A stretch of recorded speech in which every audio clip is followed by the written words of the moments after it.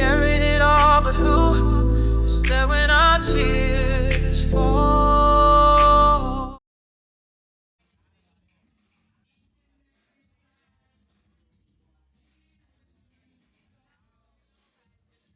So at 23, I got broke down. I didn't want to do this no more. But God blessed me. I ended up getting a job with S.I.S, Chief Community Officer in Global Engagement. So I'm doing that, but I want to just make sure that I never forget where I came from. And I cannot forget my brand. I've been grinding for years, and when God gives you a talent, don't put that on the shelf for nobody. Because if you do, there's so many people that's praying to be in your shoes or have the connections you have, or just do what you do. So don't never put your talent, your God-given talent, let me say that, God-given talent on the shelf. It may take a little time, it may take a little work, it may take a little money, but let me tell you, it's gonna all work out on the inside. I'm so thankful. So let's fast forward to now. So we know the political climate is going on right now. We don't talk politics because everybody have their own views. But realistically, right now, it's hard for the women. It's hard for anyone that doesn't look like who's in office, regardless of how you look at it. So I just been like, with all the different calls I've been taking in Ghana, like internationally, they're asking how are we doing. Like the world is looking at us like it's crazy in America right now, right? And I had a call the other day, and I heard someone say, look, us women, we don't check out for the next 4 years. Like, ain't our business. We're minding our business. But truthfully, this is the time that we have to really come together, help each other, motivate each other, build each other up. So if you have businesses, support our businesses. You have kids, support your kids. So I just want to bring a couple of women together that got their ish going on, you know? Tiana, can you come to the stage? She's a financial wellness advisor, and she does so much more. And she's going to be one of our first speakers for today. And I'm going to introduce each one. Well, actually, that's city job. I just want to just give a shout out to the few guys we have. Miss Adriana Thomas, a beauty influencer. They've been getting money before we even knew what monetize was. She was already getting it. Okay, but she'll tell you about that. Then I have Miss Kia, the AI tech. She do all of that. Now, I know right now we're scared of AI, but she's going to show you how AI can work for you. Okay? And then, I don't know what J.O. at, somewhere around here, but somewhere developing me, because she's a artist development, brand development. She's checking me in the back right now. And then I'm missing somebody. Am I missing somebody? Okay. And Miss Maya, she hitting back there with the sea moss right there back there. Y'all see her? She's a herbalist, a nurse, plant-based. She's gonna teach all the good stuff to get our body right. So we all gotta think about our mental, our financial, all that good stuff, and we're gonna get it right today. So we're gonna get started, but lastly, I wanna make sure I give a shout out to Blue Cafe, Mr. Dahlman, he's not here, but Miss Theo, Miss Q right there, and then my Afro Records, Mr. Dave. I see him right there. So this is the last thing. I recently took on position as Director of Operations for Afro Records. So since 13 Twisty, Richie Rich is not here yet. He's gonna be here in 4 minutes. And y'all support my artists. Afro Records, y'all follow us since 13 Twisty, Richie Rich. Listen, everyone that I don't work with, they pop. So I'm just letting you know. Follow, get to know, get your pictures, because we're gonna be up in a couple months. Alright? Alright, let's get this party started. Miss Tiana, you ready, baby? Alright. Terry is a nationally recognized financial advisor. She started her career back in the financial industry back in 2012 at Wells Fargo. She earned her associates with the SBA and helped obtain over $100 million in funding for businesses in Central Florida. That said, I want to know real quick, what is the next thing that we're going into? And she said you're going to talk about a lot today. So the first question I have to ask for you is, what are the benefits of having whole life insurance versus term life insurance? What is the difference? Okay, well, hello everybody. Thank you for having me today. You all look absolutely amazing. And Sierra, I just want to tell you too, thank you for this event today. Your work definitely does not go unnoticed, and I know that the women in this room appreciate everything that you're doing. So when it comes to whole life insurance, there's a lot of different content around this, because I see that a lot of people, they post different things on social media, but I'm going to give you just the basics today. Term life insurance is basically like a starter point when it comes to life insurance. Everybody needs it, because if we know one thing that's a guarantee, is that one day we're all going to have, that moment when God calls us home. So term life insurance is basically more affordable. It's the starting point. It's a way where you can protect you and your family. And it's also, it doesn't have any living benefits. All you have is the death benefit. But when it comes to whole life, there's a lot of different benefits with that. Number one, you can utilize the cash accumulation that's in the account. So typically, when I work with, different artists or labels, because I tap back into my book of business, a lot of times what I see that they do is when their artist gets a sign-on, or they have different advancements, they'll do an equity injection into that policy because it builds cash accumulation. So let's just say for the future, if something happens, God forbid, number one, the label is protected. They protected their investment, but also they have that cash accumulation so that they can do other business adventures. You also can borrow against it, and you can use it as collateral when it comes to obtaining funding through the SBA. The next question is, what are the safety nets that women should be mindful when it comes to financial planning? What are some of the things that they should be mindful about? So number one, I always tell women, you should have emergency savings that's either between 3 to 6 months, and that's because we know life happens. Number two, a big thing that I speak around, I have a lot of conviction around, is long-term care. It is statistics have shown that women outlive men, and majority of the time when it comes to us, or our parents, let's just say our elderly community, in the minority community, I know for me, I have the privilege to take care of my grandparents and my fiance, but they didn't have the opportunity to have the discussion around long-term care. It was a different generation. So for women, I always say make sure you have long-term care, because that is the number one asset depreciator that takes wealth away from families. Me and my fiance, we pay around $5,000 a month just to ensure that our grandparents have good care, good quality care. Because it is shown that if you have your elderly parents or in the home versus a nursing home, they have an 80% life, like it lengthens their life. So I just tell all you women in the room, make sure that you have some type of long-term care. And number three, I would say disability insurance. That's huge, because our biggest asset is the ability to make money. If you have an injury or illness that prevents you from working, you do not want to have in the back of my mind, I still got to provide for my family, I still got to have income. And most times when you have disability insurance through your employers, it doesn't matter if you're with a Fortune 500 company, I have seen that the most that you'll get is 60%. And let's be honest, a lot of people cannot live off 60% of their income. So it's always good to have something to complement what you already have with your benefits.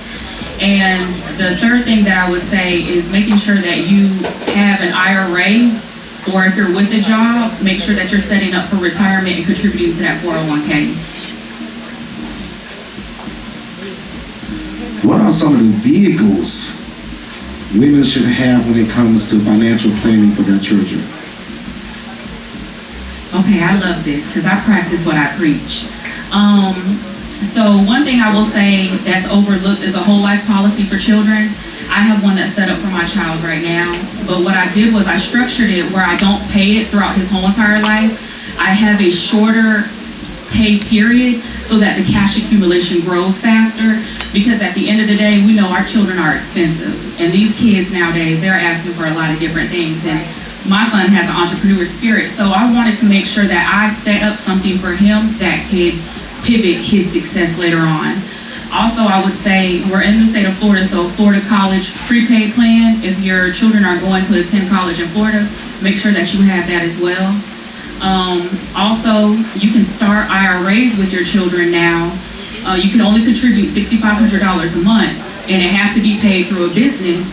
But you can also set up what's called a UTMA or a UGMA, and basically that pivots your child's future as well. So those are vehicles that I would tell all the mothers in the room take advantage of, because the younger they are, the cheaper the product is. Wow. What are some of the basic financial foundations a business owner needs to obtain funding through an SBA? So this is very important because I think when the pandemic came and a lot of people were able to obtain PPPs or EIDLs, they assumed that the requirements to obtain funding was easy. And the SBA has actually been around since 1950. So when it comes to SBA lending, the first foundational things that you'll need is, number one, you need to have a credit score, I would say at least at a 700 or above if you're trying to go into SBA funding. Number two, I would say you need a business plan. If you're looking to start a business and you don't have funding, you're gonna need a business plan that shows business analytics, shows the demographics you wanna put your business in, because it has to make sense to the bank that they're gonna have a return on their money. So the next thing I would say that's also important is making sure your taxes are in place. You need to have your financials in place for the last 2 years. And what that looks like is having P&L statements, which are profit and loss statements. You need to have that for the last 2 years. You need to have your personal taxes prepared correctly. And your business has to be profiting. A lot of times people are like, oh, I got my taxes done. I got a 700 credit score, I can get this $1 million loan, and the bank comes back and is like, no, because yes, you didn't pay no money to the IRS, but it's not a revenue, it's not a cash flowing business. So now that holds up the loan process, and then you gotta go, find a CPA. So those are the basic foundations around funding that you need. Last question. What made you pursue a career in the financial industry? It's a long story, but I'm gonna make it short. So I come from an immigrant household. I was humble beginnings, and I was fortunate that God shifted the whole trajectory of my life. So when I was 18, I got my license as a CNA. And I'm gonna give you the raw, uncut story. I went into the room and they told me I had to change the gentleman, and there was the smell, and I politely went out to the charge nurse and was like, ma'am, I'm sorry, but I quit because this was not for me. From there, I started doing taxes. I owned my own tax franchise, and I failed as a business owner. I failed. And basically what happened was I started my career at Wells Fargo, and when I did, it's kind of like a pursuit of happiness story. I was living in a shelter with my child, and God gave me favor in Wells Fargo where I pivoted my career and I was up in corporate. And for me now, coming as a financial advisor, because I was a business owner and I sold my business, but when I got into the SBA space, I noticed that there was a need for financial advisors that looked like me. And in the industry, it's only 27.8% female financial advisors. Minority rates is 2% for financial advisors that identify as African American. So that's what really pivoted me to come doing the work that I do now. And it's so rewarding for me because whether I'm dealing with an athlete or celebrities or a nurse, where I get my reward is, number one, I know that I'm living my purpose. And I'm very big on that. So if you're doing what you're doing and it doesn't make sense and it doesn't line up with your purpose, it's not going to last. So for me, I'm intentional with the work that I do, no matter who I'm sitting in front of. And the reward for me is seeing the starting point with the client, and then we're going to point B, and we're able to make your financial goals a reality for you, your children, generational wealth. That's what really made me go into the career, because I know, the struggle, but God has, taken me from the struggle and put me in rooms and sat me at tables that, really helped me and blessed me, and I'm just thankful for the work that I do today. Because how important is investing? Like, how do you even get into that world? Investing is very important, and the earlier you start, the better that it is. You also need to evaluate your risk tolerance. Are you somebody who's willing to risk it up in the market? Or are you somebody who, hey, I want a safety vehicle. I want my money to grow, but I'm okay with less risk. So that's one thing I would say to take into consideration. Number two, we were speaking about, the economy and where everything is at right now. I have a lot of clients that call me around their investments and, have different thoughts and theories out there. But I will say this, in 2008, when we went through our crash and the recession, you will hear top advisors that are Forbes recognized that tell you, ride the wave. Don't pull out, because what eventually is going to happen is everything's going to come back to where it needs to, and then you're going to have a gain. So, the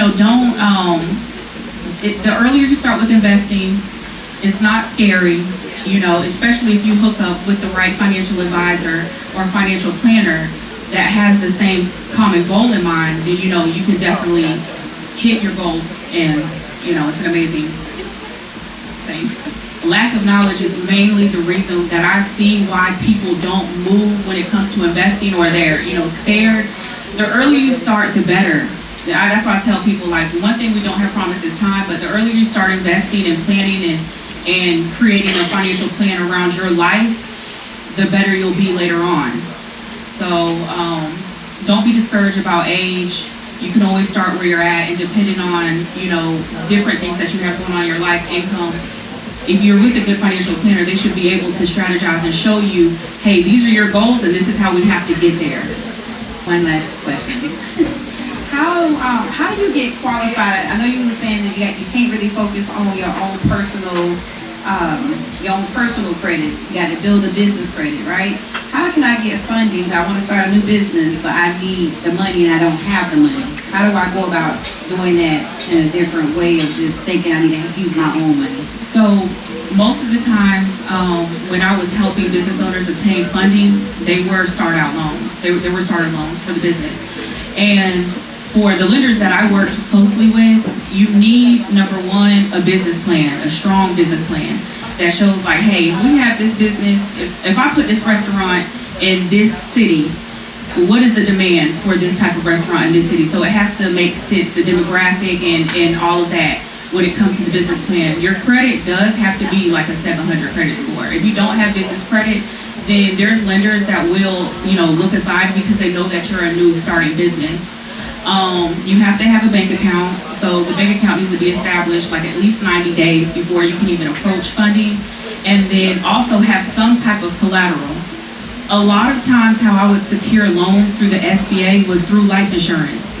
You can have a whole life policy and the bank will use that as collateral so that they can secure the loan. And a lot of people didn't know that. I didn't know that until it came down to the point where I had to help somebody get funding. So when you get whole life insurance, you can borrow against it and then the bank will take it as a collateral item. Please make some noise right now for Ms. Yes.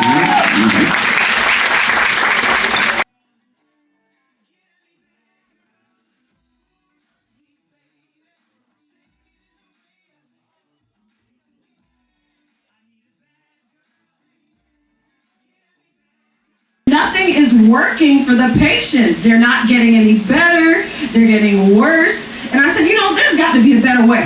There has got to be a better way. So I started following Dr. Seavey. I don't know if y'all know Dr. Seavey, but Dr. Seavey, please give it up for Dr. Seavey. Listen, I started following Dr. Seavey. I started learning about healing from the root, okay? And once I learned about healing from the root cause, people started coming to me and I started turning around people's diseases. We started helping people get cured of cancer. We turned around people with diabetes. We were getting people off of blood pressure medicine. We were getting people off of dialysis.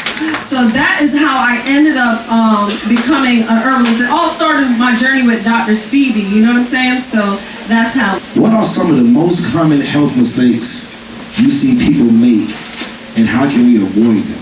Some of the common mistakes that I see people make is thinking that they can take a pill, you know what I'm saying, and it will cure everything. Or bad diets, thinking that, everything's just gonna change, but it's not that, guys. You gotta get to the root cause of the problem. And the foundation, I do consults every day. And what I see, it's the food you're eating. The food in the stores are designed to kill you. They're not designed to heal you at all. The food we're buying is not designed to heal.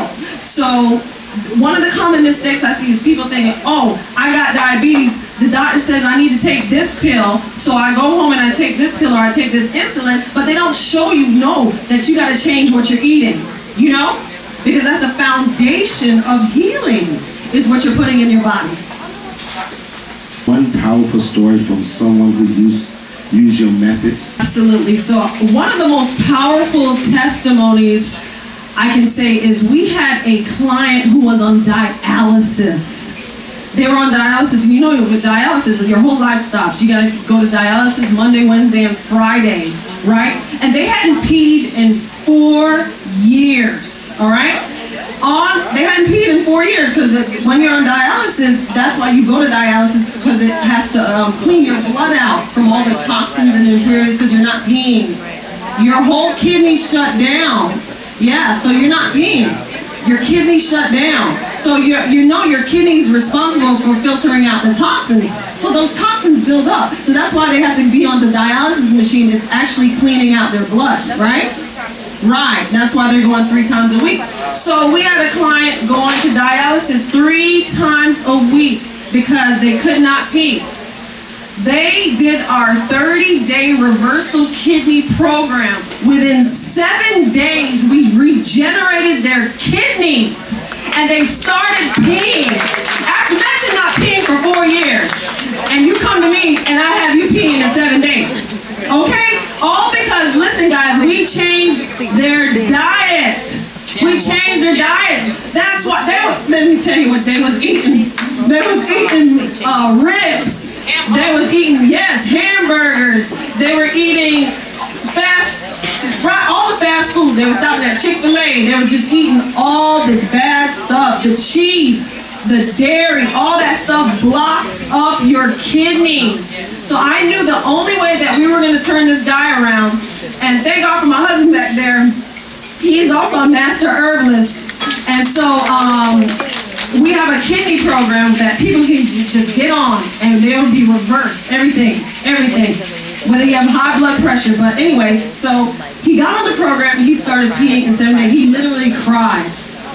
He literally cried because this is something doctors say that cannot be reversed. Like it's a life sentence. You got to be on dialysis the rest of your life. But I'm here to tell you, I don't care what you have. It can be reversed, and it starts with what you're putting in your body. And God made herbs to heal the body.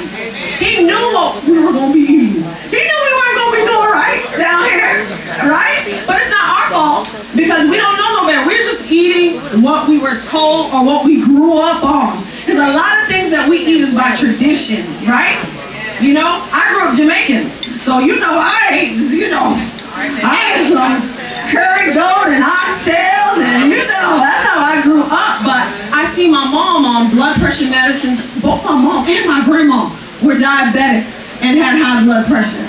But I had to change that story, So we broke that generational curse. What are the signs that someone needs to detox? And how often should you detox? Let me give you some signs that you need to detox. If you're feeling tired all the time, okay, that's the #1 sign you need to detox. Another sign is you're bloated, okay, all the time. You're constipated. Another thing, you got skin breakouts. Your skin breaking out with issues, okay? Eczema, all that stuff, psoriasis, or you just breaking out, you see blackheads coming out on your skin, all right? Another thing is also, I see that when you need a detox is for mental clarity. You can't think, you got a mental block. So those are the signs that you definitely need a detox. So I say, every 90 days, please don't go your whole life, 30 to 40 years, without having a detox. You need to detox because I'm here to tell you, your liver is responsible for detoxing, but guess what? It gets blocked up. When we eat cheese, when you eat meat, it gets blocked up, and then it doesn't work right, and that's why people really have diabetes. That's really why you have belly fat. It's because of the liver. But once you cleanse the liver and you detox it, all of that goes away. Your blood sugar goes down, your blood pressure goes down, your cholesterol goes down, and you get rid of body fat. So that's why I brought my detoxes with me, because a lot of women struggle with belly fat. That's the hardest thing for them to get rid of. But baby, I'm here to tell you, the detox I got will get rid of all of it. Where do you see yourself going in this industry, and what is the number one thing you want to tell the people and to the masses of the world about how important it is about taking care of your body? There's a reason they say health is wealth, right? Because it doesn't matter how much money you make, without your health, you can't do nothing, you can't enjoy life. You want to be pain-free, not have all that inflammation in your body. You don't want to be going around being tired and sick and racking up medical bills. You don't want to end up with cancer, you know? So it is important that we start time to take care of yourself. Stop. I'm going to give y'all some things that you can do to never, ever get sick, guys. And these are my top things that we give our clients. The first thing in the morning, listen, this is something simple that you can do, is take a key lime. Y'all know what key limes are? Those are those small, tiny limes that you see in the supermarket. The smallest limes, they're green. Cut that lime in half, boil you some water in the morning like you're gonna make some tea, cut it, squeeze it in there. This will help to balance out blood sugar levels and also help to flush your liver. Guys, it is impossible to have any disease in your body if you keep the liver clean. So I focus on cleaning out the liver. That way you will have no problems, because your hormones are manufactured in your liver. I mean, I'm telling you, your liver has over 500 functions. So if you keep it clean, you will always be healthy, and you never have to worry about any kind of disease. Eat more fruits and vegetables. That dairy, lower your consumption of meat if you can get off of it, like Dr. Sebi says. Please do, because the first step is to reversing any disease Dr. Sebi says is detoxing. I have another question myself real quick. I want to know, when it comes to men or women, what is the signs of around the age that you need to really start taking care of your body? For us, we don't say our whole life, but a lot of people, they don't start taking care of their body until they get upper in age. What are the signs that we need to start working on early in life and teaching our children about things to look for when it comes to bettering your health down the road? Start as early as you can, even in your 20s, because what I'm realizing is the food is getting worse, and there's so many chemicals in fast foods and toxins. Now I'm seeing young girls who are getting fibroids, they're getting ovarian cysts, and I'm seeing more women with breast cancer in their 20s. So I'm here to tell you, because of what they're putting in our food now, you got to start younger. It's not like back in the day when we grew up, you know. Things were a lot better. Farming was different, but we got somebody named Bill Gates buying up all the farms, and he's putting fake food into the supermarkets, and you're not going to even know it because it's going to bleed like meat, it's going to taste like meat. But I'm here to tell you that you got to start early. I don't care if you exercise 30 minutes, go for a walk after dinner. That even helps to balance out your blood sugars. But you got to start now, really in your 20s, watching what you eat.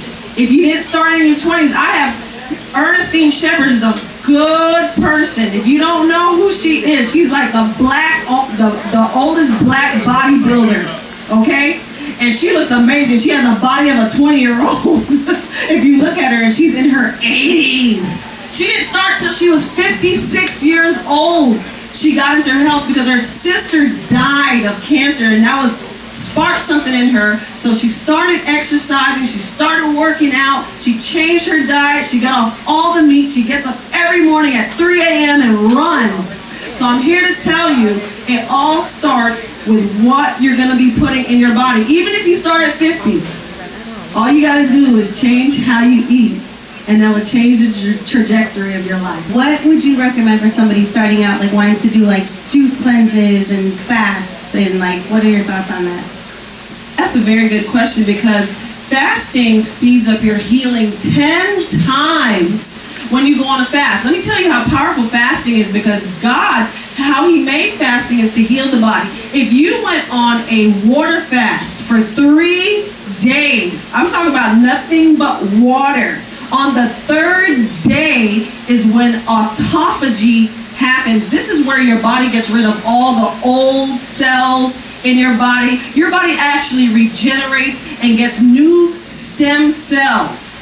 You can really eradicate a lot of diseases just by fasting alone. When your body's able to reset, I call it the greatest reset in life, because your body resets on that 3rd day. A lot of people can go longer, but I'm here to tell you, on that 3rd day, just like when Jesus rose on that 3rd day, your body regenerates on that 3rd day. So it's very, very powerful, the fasting. Now, when it comes to juicing, I am a person who, I drink celery juice. Celery and ginger will be your best friend. I feel that like that was God's gift to us. It will heal you of eczema. Celery juice will get rid of any type of arthritis in the body. Celery juice cleanses the liver.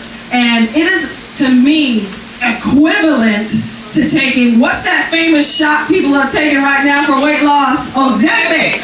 So celery juice is the same as taking Ozempic. That's how powerful it is. So I'm the person that sits down with the artists to show them there's a lot of money to be made. You just gotta learn the game. The music industry is like a game of Monopoly, for real, right?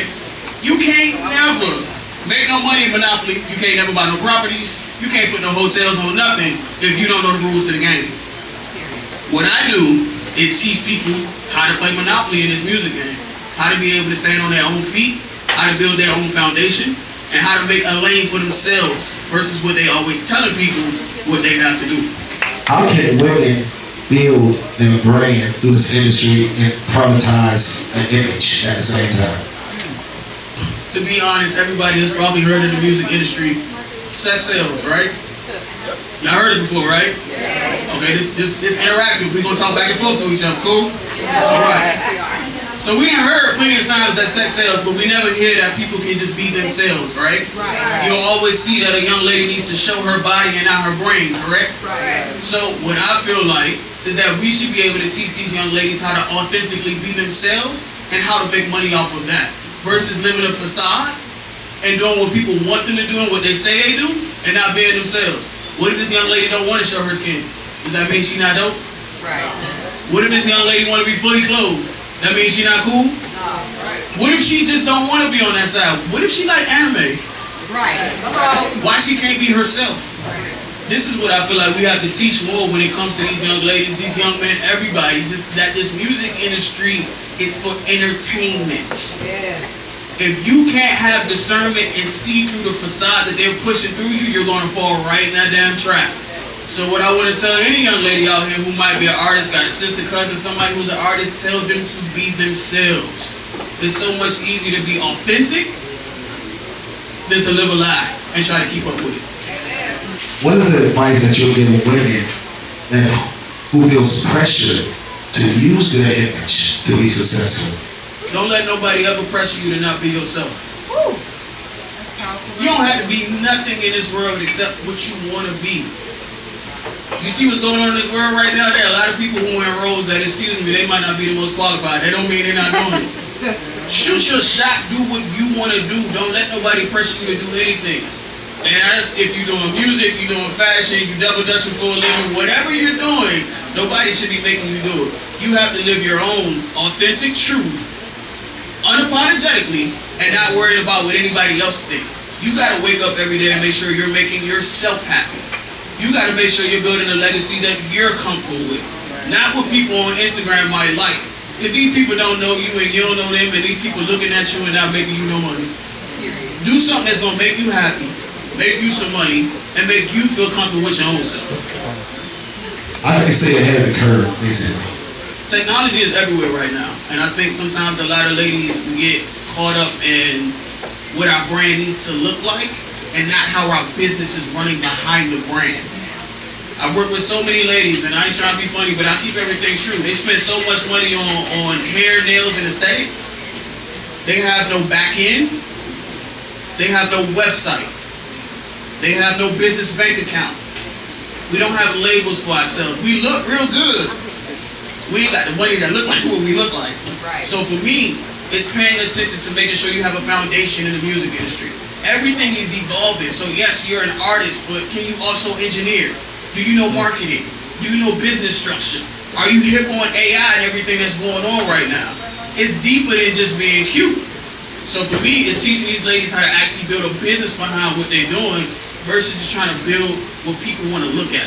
What is the empowering experience that you have had as a leader in the music industry? I think the most empowering experience I've had so far was this past February. I actually attended the Grammys. So, thank you. Sitting Jesus left, you're right. But going to the Grammys for me just showed me that we can be anywhere we want to be, honestly, right? So I grew up, I'm not from Florida, but I love Florida. But growing up, I remember watching it on TV and being like, yo, I want to figure out how you get there. And it went from me figuring out how to get there to this December getting an email with my name on it saying, you've been cordially invited. So I think the experience just showed that we can be in any room. We just got to work towards it. What are the steps that women can take to learn the business side in this career? Me, of course. But no, if you really want to learn the business side of the music industry, seriously, we have all the access, right? We have these amazing things in our pockets, in our hands that call smartphones. All right? Everything you need to access is probably on that phone. The answers to the music industry lie in the books. I tell everybody all the time. Start learning how money is made in the music industry, trace that back. If you can learn how money is made in any industry, you'll be able to succeed. You can't get in an industry and expect to win if you don't know how money is made. Two questions, please come up. And so my question would be, what's one mistake you see as an artist that's just starting out with indie artists? What's one mistake you see? Artists is, again, getting into the industry and not knowing the business. So they jump in, they make music, they put it out, they put it on Instagram, they get it all over the place. There's no registrations, there's no copyright, there's no ownership. So cool, this music is blowing up, this money being made, it's not going to your pocket. But again, that comes from artists not understanding that this is the actual business of the music industry. So the biggest mistake is people getting in and not realizing, like, you need to pick that you want to have a hobby or your career from the beginning. Because it all depends on how you set yourself up. Question, because I see a lot of debate online. How do you feel about AI? Do you think that over time it's going to actually replace for creators, or do you feel like it is the tool to help advance or evolve in the music industry? AI is just like the internet. Remember at one point when they said when they made Napster that everything was going to be terrible and nobody was going to know what to do? Remember Y2J? I might be aging myself right now, but they came out with the internet. This was the worst thing that was going to happen in the world, right? Technology is going to always evolve. Either you're going to evolve with it or you're going to be behind it. Personally, AI has made me a ton of money. I love it. My next thing that I'm doing is becoming a prompt engineer because that's where it's at. So for me, when it comes to technology, stay in front of it. Because if not, it's not going to stop just because you don't like it. You're either going to adapt or you're going to get left behind.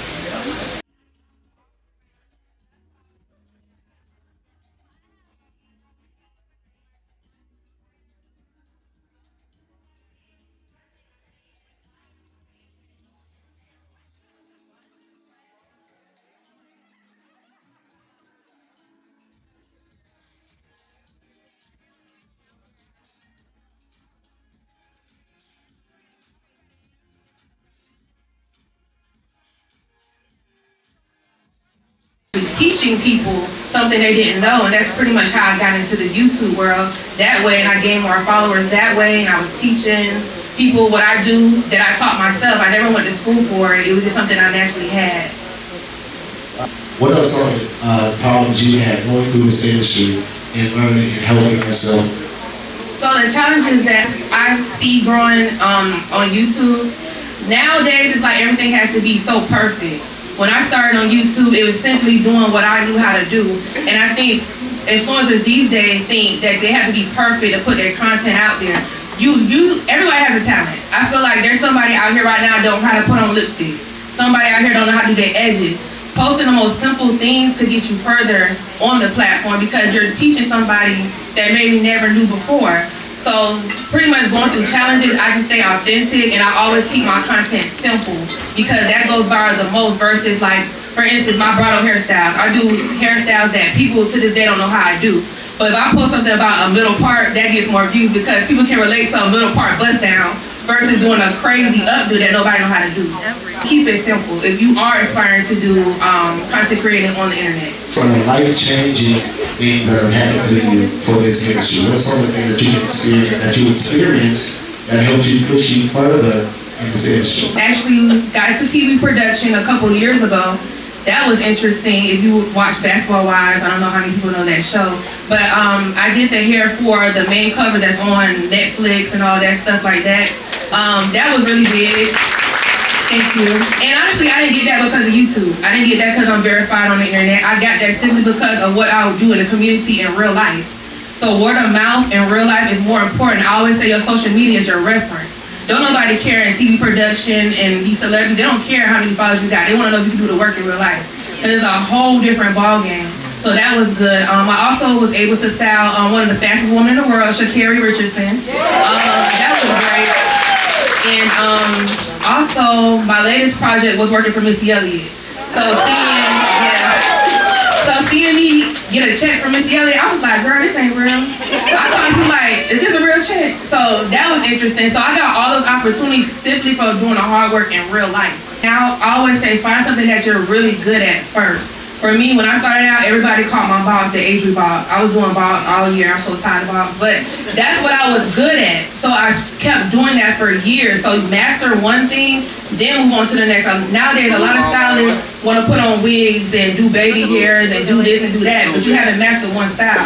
You need to figure out what you're good at first and then use that. Use that money you make for what you're good at, flip it to other things. For me, I went into bridal because I just got bored doing behind the chair things. So for me, going into bridal gave me that creative outlet to do pretty much what I want to do, and that's what took me further. So I mastered that, and then that's what I'm known for now is just bridal. Although I can do everything else, that's what I push more. People know me for that more. I get booked overseas for that now. So I just find something you're good at and then work towards that one thing first. How important is it to navigate your career in this hairstyling industry that you're in today? How important is to navigate it? What do you mean? And how far, like, taking it as far as, even taking it seriously, getting your makeup and all your business online? Okay, so pretty much like she said about the artist, you gotta figure out is this a hobby for you or is this a career? And so a lot of times when it comes to hairstyles, like I grew up hearing a hairdresser was not a real job. I heard that all my life growing up. I didn't care because I like to do it. So nowadays people are seeing that you can make millions literally off of just doing hair. So as long as you believe in yourself and you continue to evolve in the industry, you can make it whatever you want to make it. It's so much money into it. I met a girl the other day. She literally just made clip-in pieces, but I said for the dogs. Like I was telling them the other day that somebody's doing hair for animals. Who thought that was a thing, right? People love their animals like their kids. She's making money out of it. She was creative. She thought of an idea, and then she's making money off of it. Before I answer that question, I must say this. Thank you, Sierra. You just don't know how many of these events I've attended just as the person in the background taking pictures. And I always was like, why Sierra asked me to be on the panel? I know stuff, Sierra. But I didn't realize until she actually asked me that I didn't have nothing to talk about, y'all. But I got something to talk about today. So I'm here, so I just wanted to say that. Thank you so much, Sierra. It is an honor to be here because normally I charge out the yin-yang for stuff like this. But for her, I don't care. I don't want none of your money. I'm there.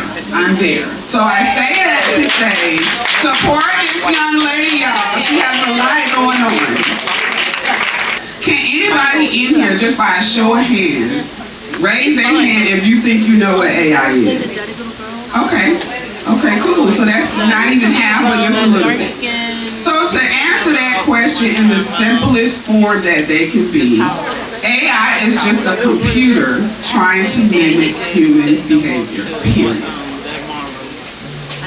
I'm gonna repeat that. AI is just a computer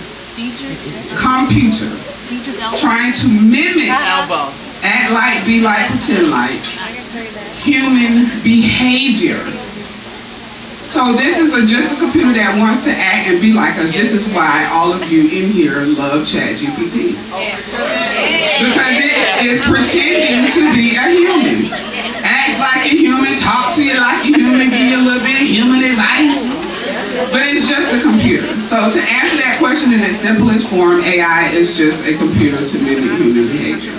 So the fear of AI is just kind of what you mentioned earlier. It is nothing but the unknown. I don't know. What is it? Oh my God. I got teachers and professors like, I'm not using it in my class. We're not doing it. I'm going to repeat what you said because this young lady was so right. I just wanted to pat you on the back for everything that you said related to AI. You were so on point. It's all about the ethics of AI. And I'll give you an example. So right now today, and everybody here has a phone so you can Google this story. In Jacksonville city, I'm sorry, Duval, that's my city.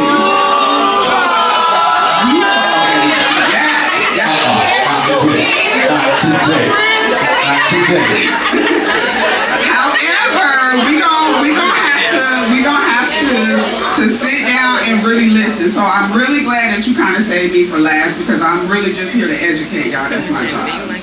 So there's a case right now in Jacksonville, Florida, where a person was arrested. The Jacksonville Beach Sheriff's Office, and you probably already heard of this, used artificial intelligence facial recognition to determine whether or not somebody committed a crime. So what they did was took that video from it happening at McDonald's, took the video from McDonald's, ran it through AI. AI said, it's this person. They took it to McDonald's, asked the young lady behind the counter, hey, have you seen this person in here before? Oh yes, that's a regular person. That person's been here before, and I think that's the person that committed a crime.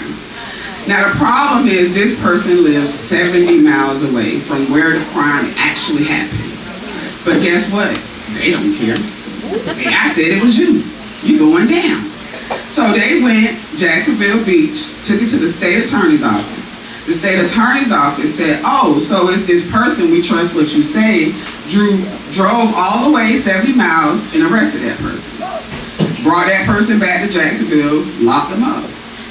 Well, guess what? It was not him.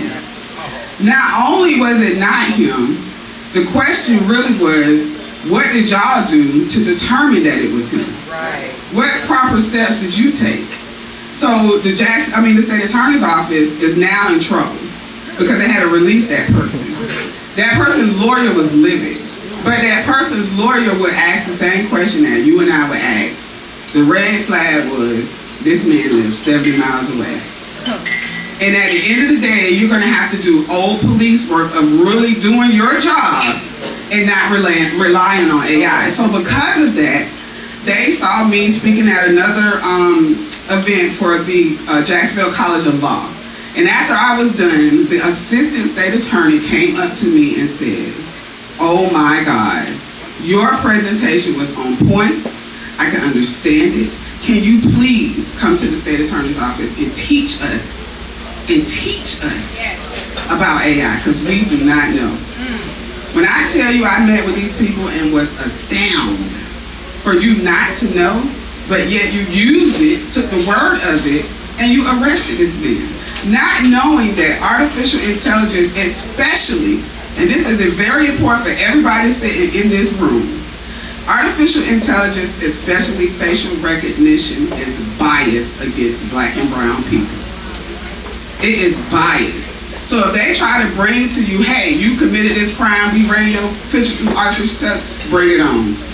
Bring it on. Because you're going to beat that case. So at the end of the day, it's an understanding of what it is. So this is why people are so afraid of it, because they have no clue what it is. Now the bigger issue to that question is what they should have done is ask, what kind of software did you use to do all of this? And then the worst part of that is the person who brought you the case and said that yes, it was this person. You wasn't even the one that used the facial recognition. It was somebody else that gave it to you and said, this is what it was. Nobody was trained on that software enough for you to bring it to me, trust it, and I'm going to arrest somebody? Absolutely not. So just have an understanding that the legal system is really the last industry to get hit with AI to a point where they're still trying to figure out what to do with it. What is ChatGPT? When it comes to artificial intelligence, there's just a basic understanding of where that sits. So ChatGPT in the realm of artificial intelligence is what we call generative AI. So you have artificial intelligence in a big circle, which again I told you is computers trying to mimic behavior. Then underneath that circle you have what they call machine learning, which is again a computer learning from patterns of data. And then you have deep learning, which is again computers learning from more data. But within deep learning is generative AI, and this is what we're all seeing now. And I want to be very clear with what I'm about to say. AI is not new. AI has been going on since forever. All we are now seeing is the result of what all these people have been working on all this time. So ChatGPT is what we call generative AI, and what it is doing, it is trained on data. And we'll just say that it was trained on data that originally was not from the internet. When ChatGPT first came out, if most of you used it and you would have asked it a question like what the weather was today, it would tell you, I can't give you that information because I was only updated up until whatever that date was. It was not meant to give you in real time information. It was just trained on data that somebody else gave it. But what they did was took all the information from the internet and put it in there. So then comes Microsoft Copilot. Microsoft Copilot, another Gen AI tool, was connected to the internet when it first came out, because when you used it, it told you where that information came from. It actually gave you a reference. So the difference between the two is just that one was connected to the internet, one was not. But now everything is getting its information from the internet. And I want to make sure I make that clear, because a lot of y'all think that, oh my God, this is just the internet giving me information. It is not. So I want to quickly explain the difference between how these tools work. So half of y'all probably in here using ChatGPT, and you're probably in here paying for it. Stop it today. No more paying for ChatGPT. I'm going to give you a tool. Everybody in here should have this pamphlet sitting on their table. Google Gemini should be what you're using, especially if you're a business person. Google Gemini is your freaking friend. Google Gemini is a task. So, for example, you can ask Google Gemini, can you go scrub the Orlando city website and tell me all of the properties that are in bank and foreclosure? It'll go do that for you without you having to go do it. ChatGPT is going to just tell you, here you go look for it. So, again, Google Gemini acts more of an actual person. So we have students right now today, I was just told this from a conference I went to in San Antonio, that students are using Google Gemini for mental health. Talking to it like it's a whole, oh my God, me and my boyfriend, I broke up, like what do I do? So what I'm saying is that AI is just a tool, Gen AI, what you're using, is just a tool to enhance what you already know. So I want everybody in here to listen good, because I'm only going to say this once. Especially if you're in school. I love to tell this to my students. So prompt engineering is what you're seeing, these words, artificial intelligence, machine learning, all of that. Those words are called AI literacy. That means that you all and everybody in here got a job, so you're supposed to have an understanding of these words. That's the literacy part of it. So prompt engineering is nothing but in the way we talk to the generative AI. So how you talk to ChatGPT, how you talk to Microsoft Copilot, Google Gemini, all of that is a way you're supposed to do it. So I'll give you an example coming from a student's point of view. Students in the class, teacher asks a question, the student copy and paste the question into ChatGPT, ChatGPT gives it an answer. That's cheating. So if you just ask ChatGPT to, hey, write me a story about a dog, and it write the story, that's not yours. You're using somebody else's content. But if you give it a persona, or give it enough information to say, hey, write a story about a dog named Milo who went on the street, got hit by a car. When he got hit by a car, the police seen it, took the man to jail. Now when you give it and say, fill it in, now it's your story. It's the same as when you're in English class and you write that paper, you got that one teacher with the red marker tearing your shit up. It's her. Marking it up. No, don't use that word, use this adjective. It's the same thing, but it's still in prompt engineering, there is an actual way that you're supposed to do it. So I'm going to say this once. Again, you have this on your table. Take it to work with you. Use it with Google Gemini. The way that you're supposed to use this is called the prompt structure is called the G6. This comes from Google, but was really frameworked by myself as an instructor. One, when you talk to the AI, you're supposed to give it a persona. Tell it who you want it to be. I want you to be my mental health specialist. You're a lawyer. You're a doctor, my assistant. Whatever it is that you need them to be, you have to put it in the mold so you can get the best answer that you need, rather than you keep asking it 30 times the same thing and you're not really getting the answer. So you must give it a persona. The next thing is you got to give it a task. What is it going to do? Write this email for me. Write a business plan for me. Help me with my lyrics because I suck. You got to give it a task as to what it's actually going to do. Once you give it a task, you want to give it some type of context. That context is going to be relevant background information as to why this is important. It's important because I'm trying to go to the Grammys. I'm trying to, be the best songwriter. You want to give it that context. Then you want to give it a reference. The reference is the same as when you go to the hairstylist. You're like, listen, this is the pitch I want, girl. I need a braid on this side. I want this one in the middle. You gave her something to go by. So that reference is an example, giving an example of how you want your stuff to be. Now, once you get all of that back, you put all of that in, you make a great prompt, you put it in, and it gives you back the information. Your job is to evaluate what came out of that, to make sure, one, is what you asked for, two, that is true, and three, that you got everything that you don't have to ask it again. But if it did not give you what you wanted, you have to go back in there and modify it. Reiterate that question until you get the right answer. This is how you're supposed to talk to it. This is what they call prompt engineering. I'll give you a very quick example of why this is important. Morgan & Morgan. If you have not already heard. Morgan & Morgan thought it was a great idea, don't got time for this, that, and the third. I'm going to ask ChatGPT to help me with some case law. So they went and asked it for some case law, and they gave it to them. 100%. Well, they took it to the court and they found it. Guess what? It lied. It's called hallucination. The role of these tools is to tell you what you want to hear. I'll give you a small example of that. My daughter, she told me, hey mom, I ate 4 apples. And I told my friend and she told me, hey, if you ate 4 apples, that's not good. So she was like, well, I thought apples was good for you. So she said, I went and ChatGPT. Hey ChatGPT, is 4 apples bad for you? You know what? 4 apples so bad for you. Your stomach gonna be hurting. It's gonna have your back hurting. Like you should not be eating 4 apples. So I said, okay, now ask it, is 4 apples good for you? Oh, 4 apples is the bomb. 4 apples is so healthy for you and give you everything. It's only telling you what you want to hear, so you have to go back and check that information. Don't be Morgan & Morgan.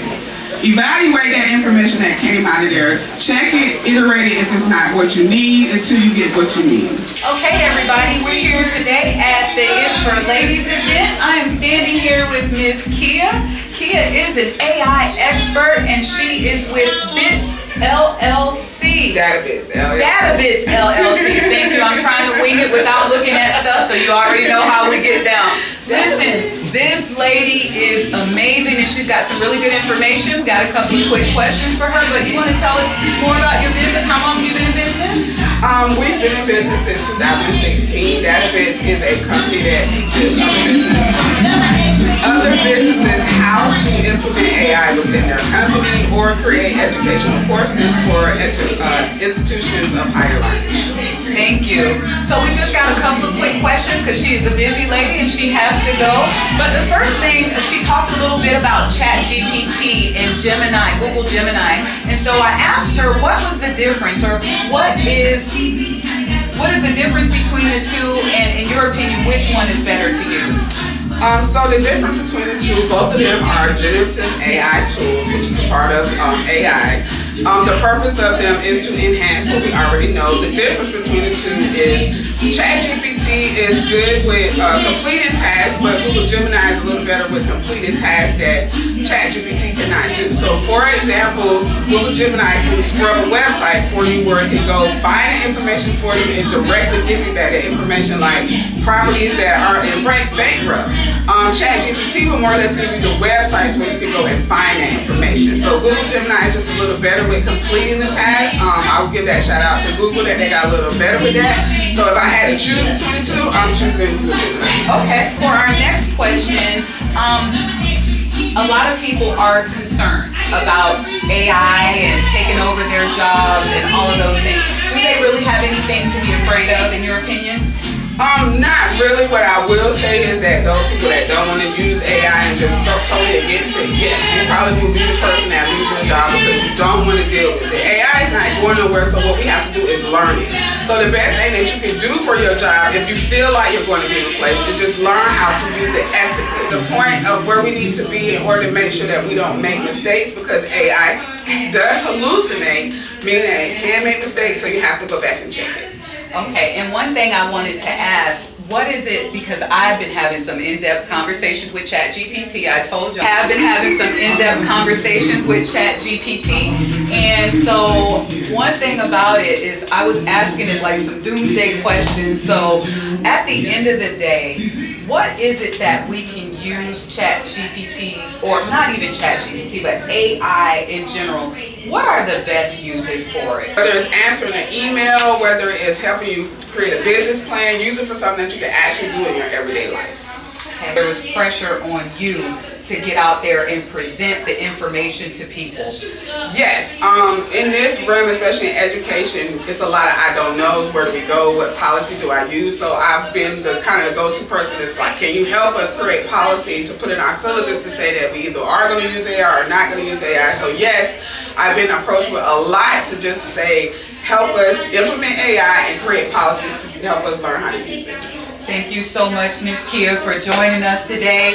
Her business is DataBits LLC. www.databitsllc.com. Please go follow her. Get your game up on AI. It's just like Y2K.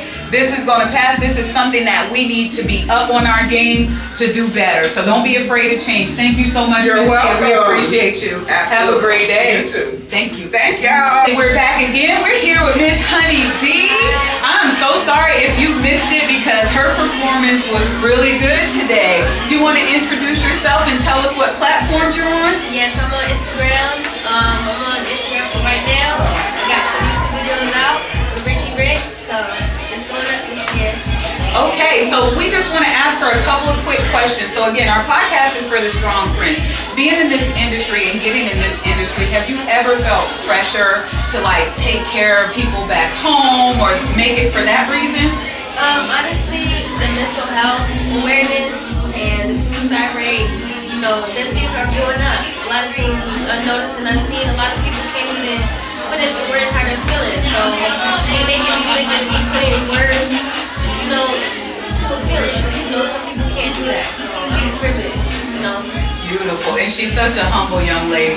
What prompted you to get into this? Was this something that somebody asked you to do, pushed you to do, or it was just something in your heart that you wanted to do? It was inspiration. Basically being like a creative, righteous child, like Erica Badu said, and Lauryn Hill with the Miseducation of Lauryn Hill. I'm a 2000 baby, so yes. Everything I grew up listening to was from the 90s and beyond. So, okay. You know, I'm just very inspired by Luther Ross, Marvin Gaye, all the greats, really. Yes. And the last question I have for you, since we are a podcast for the strong folks, is there a strong, resilient woman in your life that you have modeled yourself after or that you aspire to be like? Yes. There's a couple of ladies. Miss Sierra, she's a very good lady. Mother, she's a great lady. I want to be the best lady though. You know what I'm saying? So, for sure. Yes. Thank you, Miss Honeybee. Thank you for coming to talk with us today. We appreciate you. Keep doing what you're doing. Keep shining. I don't know what it is. We here at the ladies event with Miss I Candy. You see what it is. We came here for Strength and Silence podcast just to ask her a couple quick questions. She did her thing. If you missed it, that's on you. You better catch her on her platform. So tell us a little bit about you. Where can we find you first of all? My name is I Candy the Pumpkin Princess. I'm from Broward County, exit 36 to be exact. Okay. I am an artist. I rap. I'm also an entrepreneur. Okay. And yeah, so y'all need to check me out. Do y'all see how she is matching our background? It looks like she was my favorite color. She was made to be here today. So Strength and Silence podcast is a podcast for the strong friends. We're the ones that people confide in, that we carry the weight for other people. So we just wanted to ask you a couple of quick questions. First of all, what prompted you to get into this industry? Was this something that somebody pushed you to do, or is it something that you always, or did you have to do like we did as kids and perform in front of the parents? What prompted you? I just kind of was like introduced into it, and once I got introduced into it, I just been in love with it. And I was like, oh my God, I really like this. I really love making music, and that was just always been a way out for me, just a way to express myself, and I just been doing it ever since. And what are some pointers that you would give people that are starting off in this industry, just trying to get their footing? I would just say believe in yourself. That's honestly all that matters. Everybody don't gotta like you, everybody's not gonna like you, you just gotta believe in yourself, and then people actually start believing in you because you believe in yourself. Absolutely. And the last question we have for you is there a resilient and strong woman in your life that you have modeled yourself after? Yes, it is. It's my sister's show. She's such an amazing woman, amazing sister, mom, daughter. And she just always been by my side from day one, and I wouldn't do any of this without her. That's what's up. Y'all, if you don't catch this young lady now, you ain't gonna be able to catch her later. Come on, because I know she was talking about you. Come on, This sister. is my amazing sister. Okay. So, one up, big up for the strong ladies, for the Strength and Silence. Yes. Listen, don't be like her, get like her. You understand what I'm saying? Get in your bag. This lady is doing her things, popping off. So don't catch the boat, okay? And one more thing, shout out to Sharon with Sharon, my sister foundation. Thank you, baby. Thank you. Appreciate you. I appreciate y'all. And we're back on location. So introduce yourself. Hi, I am Maya Newton, and I am a certified master organist and a plant-based nutritionist, and I was a nurse for 17 years before I transitioned over to being a health and wellness coach. I am also the author of Raw to Live and Tasty Vegan cookbooks, which you can find on Amazon. So, when you were speaking, like everything you said touched me. I love when you talk about detoxifying and doing detoxes and the importance of food and cleaning your body. So, as a strong friend in your friend group, how would you navigate your friends to eat healthier, stay away from processed food? As for me, as a coach, I try to tell my friends, they're like, hey girl, I'm about to go run to McDonald's real quick, and I'm like, oh no. So how do you show up to your friends? That you can ever do for your friends is be a great example first. They're gonna follow your lead. So I'm always giving out health tips, nutrition tips. I even show people, I'm a personal trainer too, so helping them exercise, just giving people tips on nutrition and fitness, that is the best thing. But also, you've got to be that example first. People are inspired by what you do, not just what you say, but you have to live it too. A lot of people out here are trying to sell things, but they look like a nightmare. You have to look the part as well. We're ending out International Women's History Month. What are some words of advice or key advice that you would give women? Maybe not one rule that you would give across the board for women. Yes. As a woman, do not ignore the signs and symptoms that you are seeing in your body. A lot of women, they go with ignoring the signs, and then they end up with certain diseases in their body. Cancer shows up, lymphoma shows up, lupus shows up when you were constipated and you didn't get that checked out, or you're dehydrated all the time and now you are having strokes, you're having heart attacks. So I want to just say, don't ignore the signs. This is your body telling you something needs to happen different.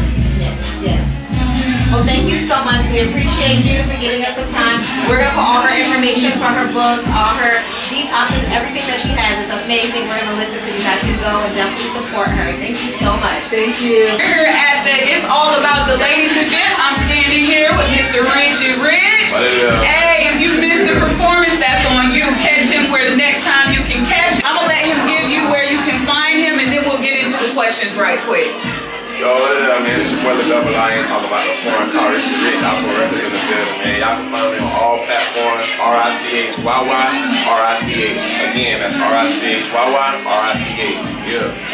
Okay, listen, so our podcast is Strength in Silence. It's the podcast for the strong friends, whether that's a male or a female or whatever. So let me ask you, getting into this industry, what kind of advice would you give to somebody that's first trying to get in? I say don't be Hollywood. Don't be too good to communicate and link with other people, and just really how can I say it without rambling? Don't be scared to work with nobody. You feel me? It don't matter who they are, who they is, what they do, how they look, how they feel about it, you know what I'm saying? Just make sure you do you at the end of the day, you feel me? That's how people get them international songs, because they go link with people that they ain't used to. So do things you ain't used to. Okay, so this man said step out of your comfort zone. That's what I heard him say, right?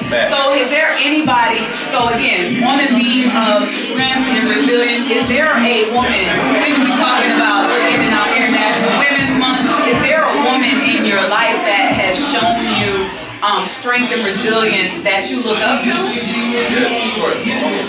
My mama one of the strongest. She is the strongest person I know. You know what I'm saying? I'm talking about she grinds, she makes sure she get it in, she makes sure we good.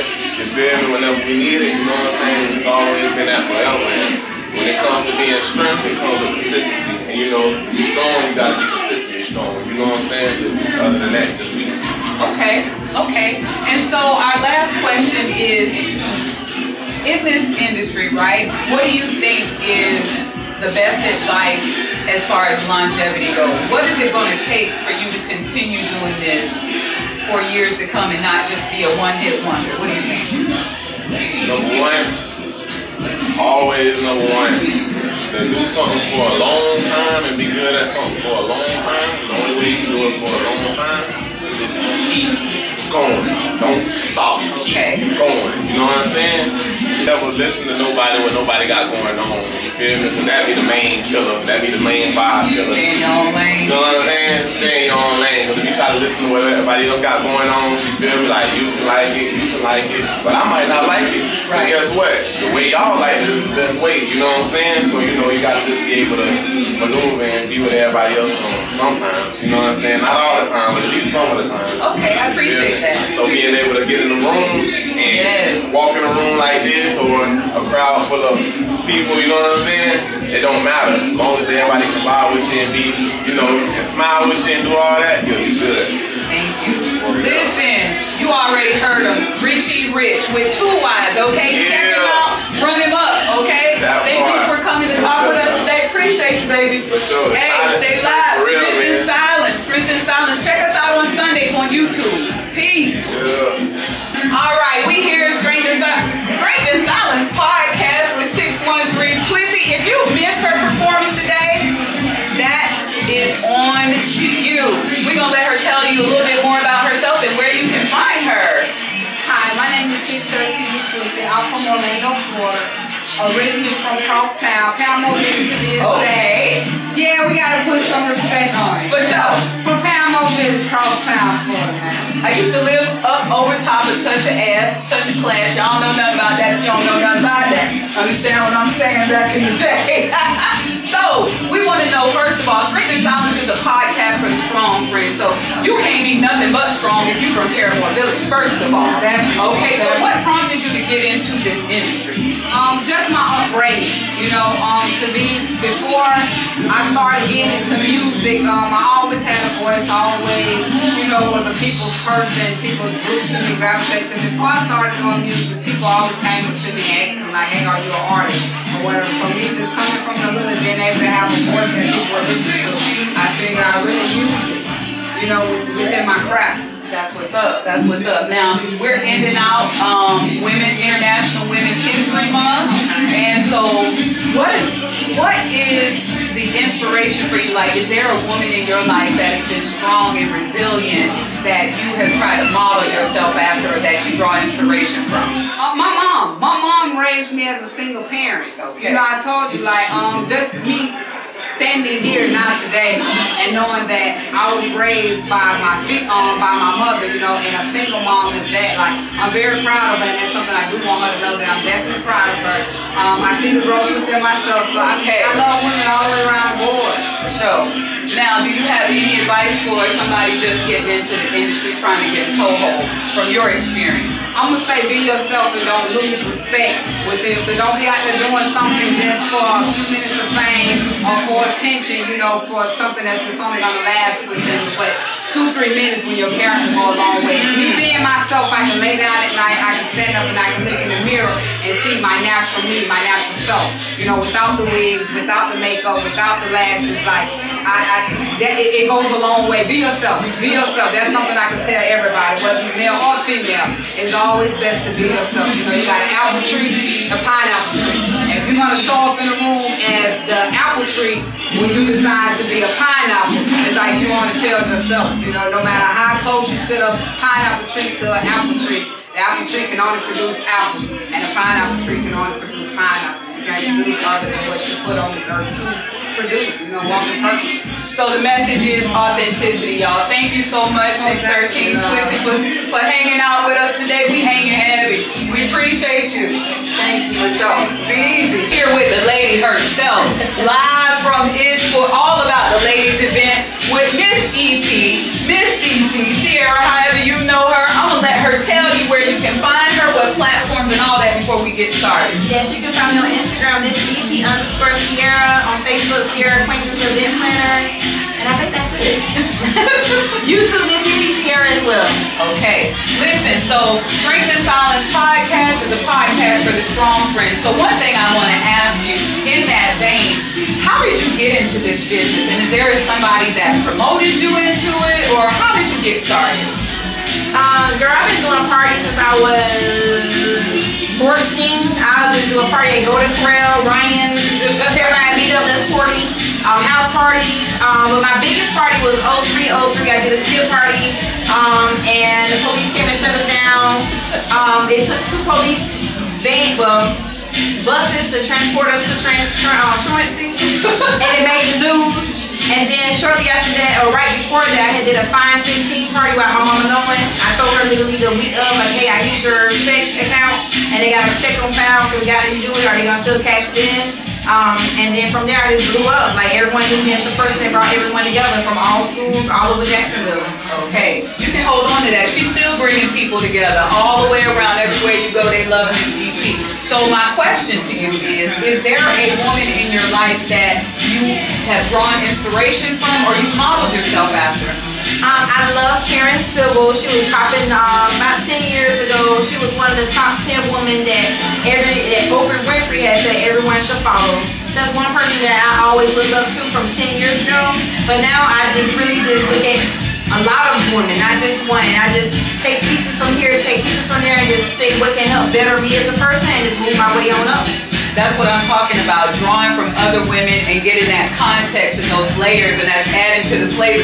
And she is doing her thing, so if y'all missed this event today, that's on you, but you can catch her at the next event, because she is blowing up all over the place, and the people that she is managing are blowing up as well. So the last question, we ain't gonna hold you because you know she a busy lady, right?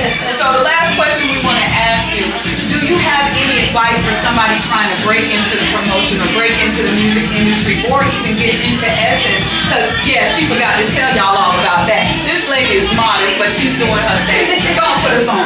I would tell you to get the network. Relationships is everything, face card is clean. If God give you a talent, do not put on the shelf for nobody. Okay.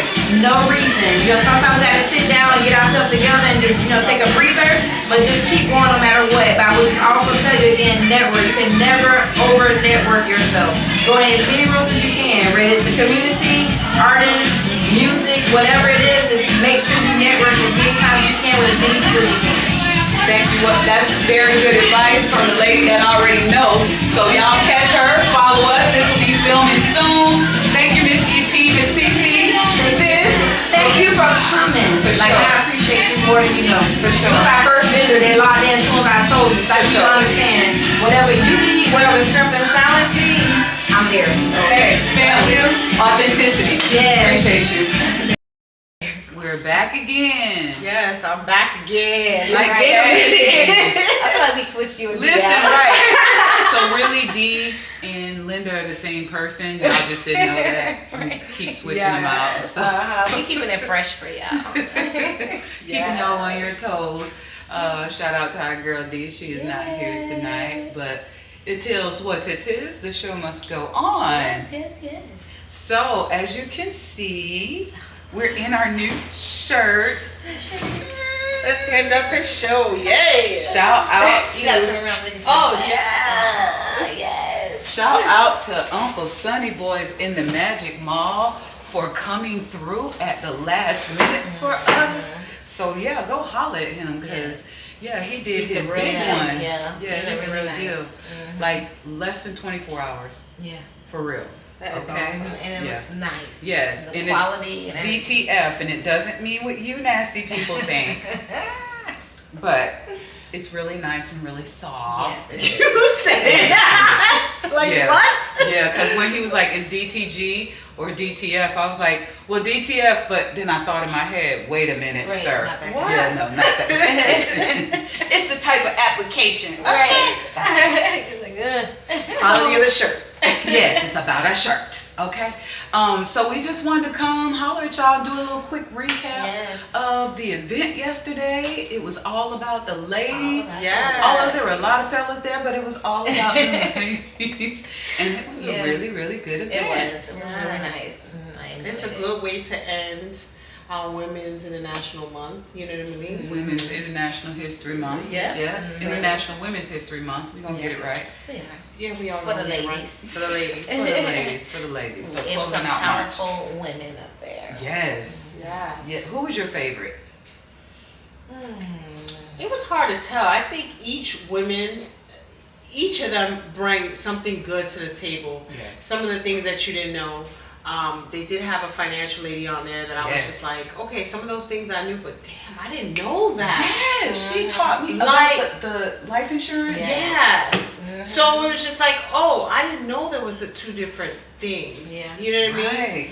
Right. But I also learned about, which I knew because I did stuff for the kids, but I also learned a little bit more about making sure having my kids do it early, right? Because I didn't do it early enough, but it's good to make sure I educate them now to make sure they invest more. Yes. They do what they need to do because it's never too early for you to invest, and if you're smart enough, you'll grow old and make sure you're set right? Yeah. So I did learn a lot from that. So Yeah. that was definitely good. What else I took out of there? Especially being able to use that whole life policy as collateral. Yeah, I didn't for know collateral, that for your for business, your business because I have that. I was like, what? Yeah. Okay. And please understand you also need to have good credit. That's what For she sure, said. So 700 at least. don't assume I'm gonna get life insurance and 6 months later I'm gonna use it for collateral. No, Right. I do need to have. I mean, you can 6 months later, but you need good credit as well. But it's good to know that because not a lot of people know that, especially in our community. Like nobody, I'm sure not a lot of people know that how to build. I knew a lot of benefits about the whole insurance, but I didn't know that part. About Right. Yeah. I was More like, the okay, personal. lady, thank Yeah. you, Yeah. Miss Ma'am. Yeah. She put us on. Yeah, that's good. So it made me think about a lot of stuff like, okay, what's next? Yeah. Right? Future planning. Future planning. Mhm. I'm here. How am I gonna make? Right? Because I have things that I want to do, but I can't do it because again, I don't want to use my personal stuff for collateral. So if I'm gonna use it, let me use something else for collateral. So I definitely think about that. So that was a good thing. Yeah. Yeah. What else? I really liked the woman who was talking about music. And let me tell you why I said that. Because it resonated with me when she said, we need to teach these women to be their authentic self. Jayoko? Yes. Yes. Yeah. That's That- my girl. I love her. She's Yeah. powerful. Very. Yeah. That resonated with me because it's true what they said. You know what she said? She said, yeah, sex sells. Like, we've all heard that. But for you to sit there and be like, we need to teach these women to be their authentic self. Like, so what if you like watching cartoons? That's what you like to do. That's you, Or right? anime, be you, yeah. Or anime. Be you. Who cares? You don't have to be naked. You don't have to be naked. And that's important because all you see is, you know what I mean? Like, that's all you see. And I'll give you a good example of how she said that. Erica, I'm going to say her Badu. I didn't want to say her name, butcher her name. But there's a video of her going around now, and she's dressed up. She put on a whole, like, body image suit. Her thighs. But the message behind it is powerful. So if you see it, watch it, because she's just like, I'm on stage and she has like, it's a whole suit. Her thighs thick, big ass, BBL body. Oh. And there's a message behind that. And she's like, you see me? Do you really see me? Like, right? So that was just like, wow, it kind of like made sense. Like, where she was talking about teach them to be yourselves. Like, why are we pushing women to get BBLs? Like, why are we pushing women to alter their bodies? Like, you don't have to be perfect. Right. You know? Right. That's a big thing. Yeah. That is a big thing. Body image, and while you should, try to work out and be fit and all of those things, there is no perfection in the body. And it's funny because women say they're getting these for men, and I've heard a lot of men say, I don't like that type of, but yet how many of them go to the strip club and throw money at them type, or cheat on, whoever they got at home after she done had your 4 or 5 funny looking kids and got, stretch marks and stuff. And then, yes, I said funny looking. But and then run after the BBL type. And not to slight nobody. Yeah, not to slight nobody. Yeah. Power to you, that's what you if that's what you want to do, just saying. Yeah. I don't think we should. I think we should be promoting these young girls to believe in themselves and be focused on things that matter, like your education, investing. What are you going to do? Because owning your rights to your music.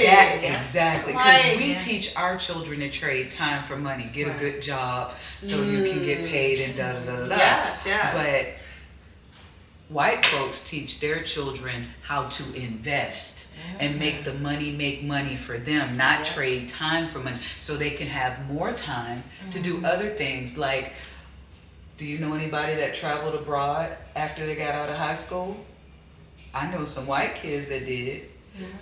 The black kids I knew either went to the military immediately, they got a job immediately, or they were in the streets doing what people in the streets do. You know what I'm saying? So we just have to change our mindset. I think fast money ain't good money. That's all they used to say. That's what they say, but this corporate life and all that other stuff is kind of crazy too. But my two it's just favorites, a slave in a different way. Indeed, even athletics. While we're rearing these kids to go into football, basketball, running track, or whatever, I look at that, and it's an unpopular opinion, but I look at that as it's a different type of slavery. They don't have their own lives.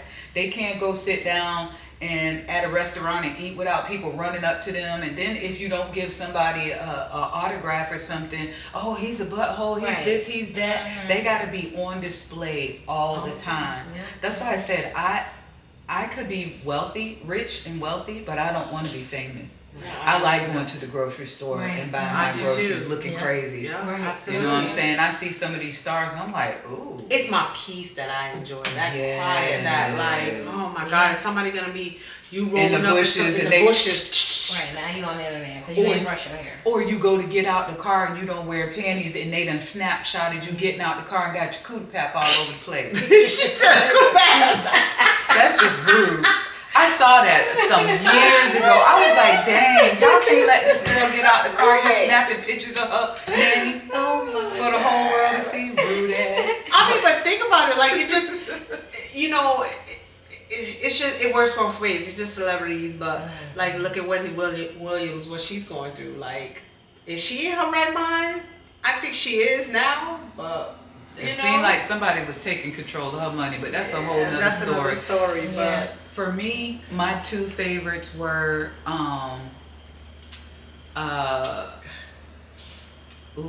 Miss Kia with that, who was talking about the AI. Yes, I learned something because I literally just saw Google Gemini and I was like, "Oh, what is this?" And I X'd out. Girl, I downloaded it, everything, and I had a conversation with her, and I was just like, I didn't even know that. You know, everybody's talking about Chat GPT, and I'm just like this. She was like, no, do this one. I was like, oh, okay. You're right, because I meant to download, and I can't remember what the name was. I kept saying Gemini. Microsoft. Google Gemini. I really liked her. I also really like Eye Candy. She is such a sweet spirit. She is. She is like, hey, mama. Her energy and her soul. Like when you was interviewing her, please can into what's going, you know, to follow after this. Tap in, yes. But when you was interviewing her, just her energy. Yeah, she's. And I was just like, I love your energy. And she was like, thank you so much. She was so humble. Yes. And I didn't even know who she was. And she started singing that song. I said, oh, I listen to this song all the time. Then I was starstruck. I was like, I was dancing. I was like, but who is that? Like, I was like, yes.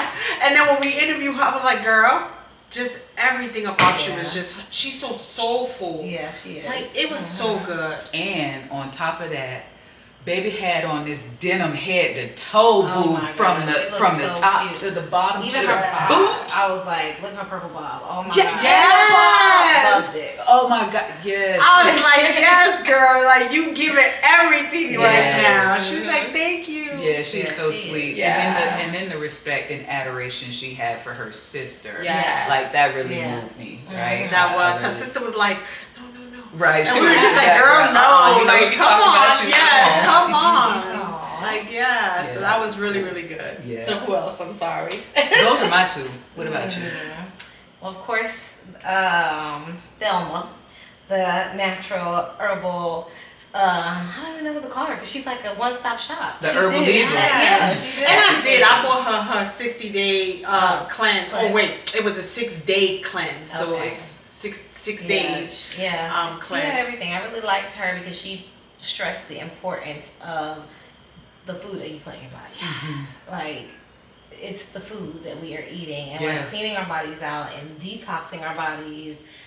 She talked about moving, getting up, moving around, and you know. Important. And my biggest thing, what I love, what she said was that medication is not a cure for nothing, and that's all we do now. We just take medication. That's it. And then once we start feeling better, we don't think about it no more. Until a medication is a gateway drug. It's going to open up to another one, and another one, and another one. So we'll never find a cure. You don't want us to find a cure. Of course not. No, but it's crazy because, like, she also talked about generations, right?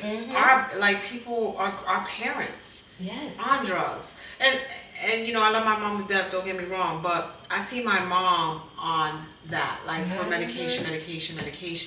That's a sole reason why I don't like taking medication. You guys know I'm sick. If I'm taking something over the counter, it's natural. That means that it's either natural, and the natural thing just I took it too late, so I need to kicking the other stuff. But you know I'm desperate need if I'm there. Like that's my end all result. I can't. And it's making me so happy right now to see my dad. Like, he bought a treadmill for my mom. But she doesn't use it. He uses it though, but faithfully. And now he's like sending me videos of him doing lunges and squats, and he's like mad when he don't wake up and work out in the morning. So okay, Dad. To know that he's doing that because he's on cholesterol medication and blood pressure medication. So he's on so much that it's like, I'm glad that he's taking that. So now he just got to get my mama out the kitchen because she will cook with fried everything. But I think once she starts seeing him do it, then she's gonna catch on too. So, so I'm happy because it's our parents. But you put it on body. Yeah. Look at my dad. He has cancer, and you know. And I tried. Well, for me, I don't remember when I was younger a lot of people having it. It wasn't normal. Now it's so normal for people to have cancer. It's the food. Mhm.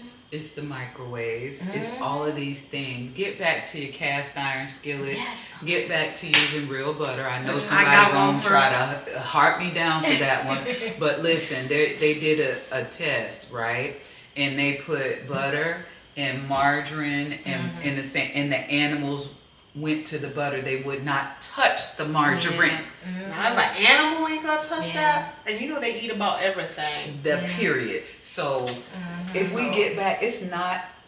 Our folks were eating the same stuff. Maybe they weren't frying it. No, they were frying shit. But it's more so. They were frying what that they're shit doing. lard. They were. It wasn't butter, it was lard. Like, let's be real. It's more so what they're doing to the animals Yeah. now. You know, all the antibiotics and stuff. That's why we've become antibiotic resistant. Yeah. But here's another thing, and this is for another time, but the conditions that they house these animals in, you are eating that stress. Yes. You're eating that anxiety. Have you noticed like more people, we talking about medications, right? More people are on anxiety medication, Yes. like irrational fears and what you're eating the stress and the tension and the turmoil of that animal. That's a good episode that we should do on because I didn't even know anything until I was looking online because I don't like meats in the grocery store.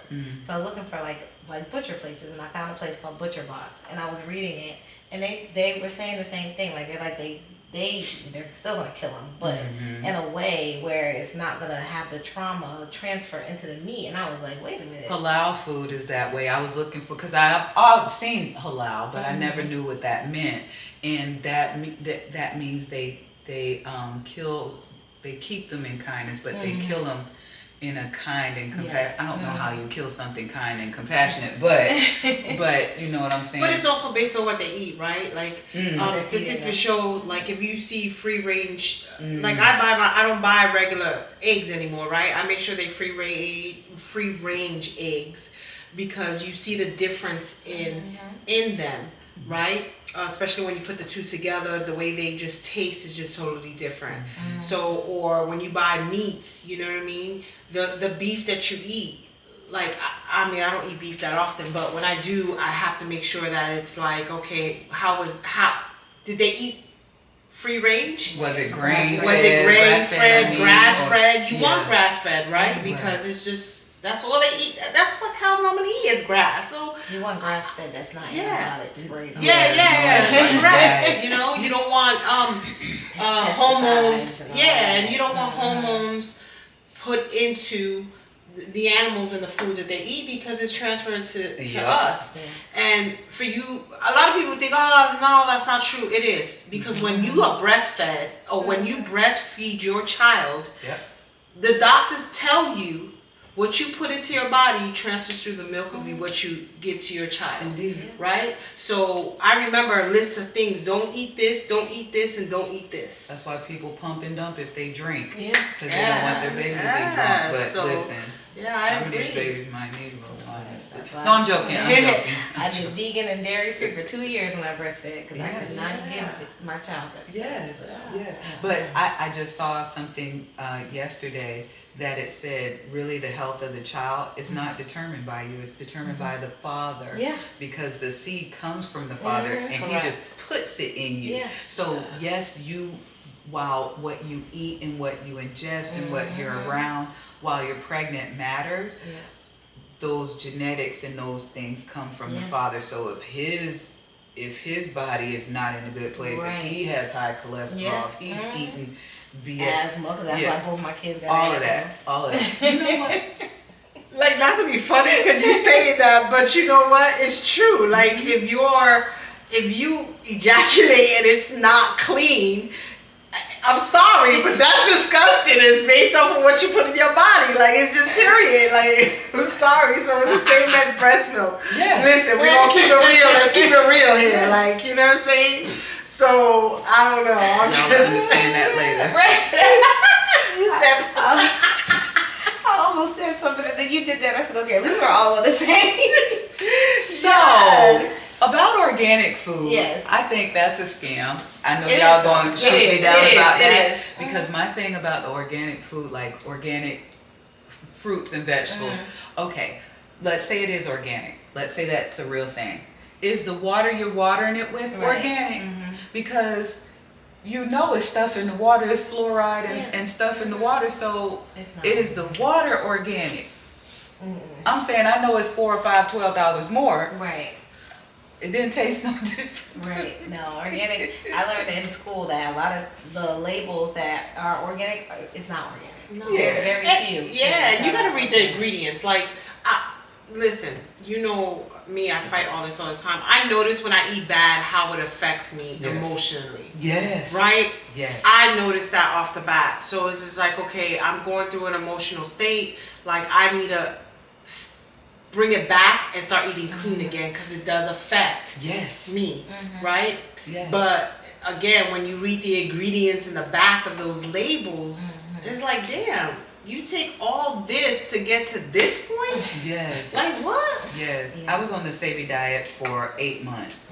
Lost 21 pounds. No blood, no starch, no dairy. Now everything was fresh prep, no microwave. If you had to reheat, it's in the stove. Right. On the stove or in the oven, otherwise you're fresh prepping everything. So it got to be tedious, especially when my job picked up. I felt great though. I felt amazing. We were outside, you know, doing all kinds of stuff. I had boundless energy, but we were 100% adherent, and that's difficult, especially when work starts to pick up, and then, you know, getting up 4 days in the morning, you know, fresh prepping everything. That it did get to be tedious. But I mean, if you have a chef, then they can do that for you. I'm the chef. I do the chef.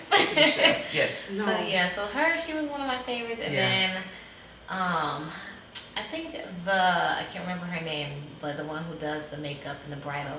Oh, Adrienne Thomas. Yes. Yes. I think she was really good because she was another real humble. Yes. And she didn't So brag sweet. on herself as she could have. No. Yes. The first black girl on YouTube to go viral. Beauty influencer. Yes. So I really liked her because she was just like telling you things like it doesn't have to be perfect. Like just do it and learn. And I like how she said, learn one thing and see if you're good at that. Don't keep trying to do multiple things because you never know what you're gonna be good at if you're trying to tap into all this other stuff. And we're always, I think right now everybody wants to just do. So we don't know what we really want to do. That's me, boy. Right now I'm just like, I want to do this, I want to do this, I want to do that. But when she said that, I was just like, okay, I need to try one thing. I need to range it down and figure it out. Right. And then if you're good at it, master it. That's what this is what you're supposed to do. And then now try to just do something else. You already know you got A master, so let's try to master B and go all the way down the line.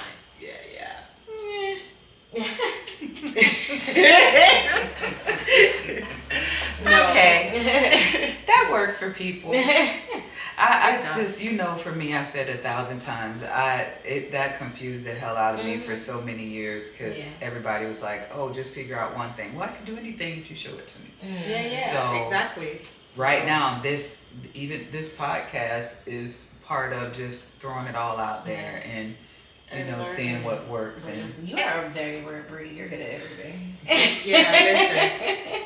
I have to just be like, damn, Nikki, like what? Right. I be forgetting we have a little mastermind in our pockets. I need this. I need a resume. Nikki. I throw it out there and be like, Nikki, what are your thoughts? And I'm like, damn, I didn't even think about that she shit. She got a little chat GPT. Yeah. I am Pinky and the brain. Yes. But it was a really good event. I think so too, We would be remiss without saying thank you, CC, Miss EP, for allowing us to participate in the event. It was a beautiful thing. We made some really, really good connections. Yes, absolutely. I'm so glad that we went and were able to take part of that. Thank you to Blue Cafe also the shrimp for and grits. hosting. Listen. Shout out to Blue Cafe. Yes. Oh, and whoever came up with the sneaky link drink. Oh, I didn't have that. I did. Oh. Yeah. Yeah, but those shrimps, listen, we definitely need to go back there because it was so good. It was very good. Yes. Yeah, and it's a beautiful place too. Yeah. Yeah. And it's blue, so you already know. That's You was happy, yeah. Yep. Yes. Everything was blue. Yes. So, all of us got to go out. Dee didn't go with us yesterday, but because she had some other events, but we got to hang out with KJ, our editor extraordinaire. Yes. Felt good being able to plug him in and introduce him to people and get him some exposure too and pay it forward a little bit because, you know, people say experience is the best teacher. I think that's a crock of shit. Guided experience, and y'all have heard me say that before, is the best teacher in being what you didn't have. Right. I just saw think that's him in important. his, like, I've known KJ for a while now, and he's just so quiet. But I felt like he was in his element. Yeah. Like seeing him like excited, and I want to do this, and all right, come, let's do this, and just seeing him just work that camera.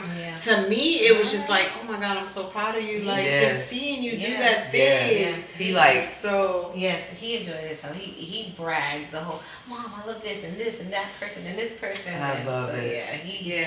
Listen, he's inspired. Good. And I was like, wait, stopping the camera. He was like, he looked at me. He was like, no. I was like, I got this. Like, okay. He was like, I got this. I was like, oh, I'm sorry. He was like, so I'm sorry, KJ. I'm never gonna touch the camera again. He's like, pause and. Okay. Me and KJ right here because we got the same initials. Yes. I said, is he talking back to me? Yes. Let me leave. Yes. He was the boss yesterday. Yeah, he did so good though. I was super proud of him. Super proud of He him. did better KJ. than me. Listen, and KJ, I'm gonna work on my cussing a little bit. Oh my God. He said, Mom, she cussed like a sailor. But y'all did some awesome interviews yesterday. Please tune in to what's to follow because those interviews were awesome. Awesome. Make sure you follow the people. Yes. Yes. There are people that you do want to. You want to see these people in your algorithm. You want to see Absolutely. them on your social media. Yes. And then the running theme in those interviews was be authentic. Yes. Be yourself. Don't let nobody tell you who you're going to be. Just be you. I can't be nobody but me because everybody else is taken. Okay? So I'm going to be the best me that I can. I like that. Put it on a t-shirt. I'm going to be the best me that I can because everybody else is taken. Yes. That is true. I'm going to need y'all to buy these things that I put on these t-shirts. Right. We'll have our website up, yeah. They really like the, I should still be giving my pillow head t-shirt. Sneaky link drinks Sneaky link drinks, and I should still be giving my pillow head. Yes. That means you want to be sleeping, guys. Right. Okay. Oh man. Night. Get you a girl that like to sleep. She gonna work, go home, and sleep. Right, and sleep. That's it. Yeah. I think Women's Month was good. It was very empowering. Indeed. We both events, we've been around some strong women. Oh yes. So for sure. I think this was Influence really women. good. Yes. Learned a lot. I learned that. You learn a lot. You take your takeaway from these events were great. Absolutely. Right? Motivational. I can't wait for the event in October.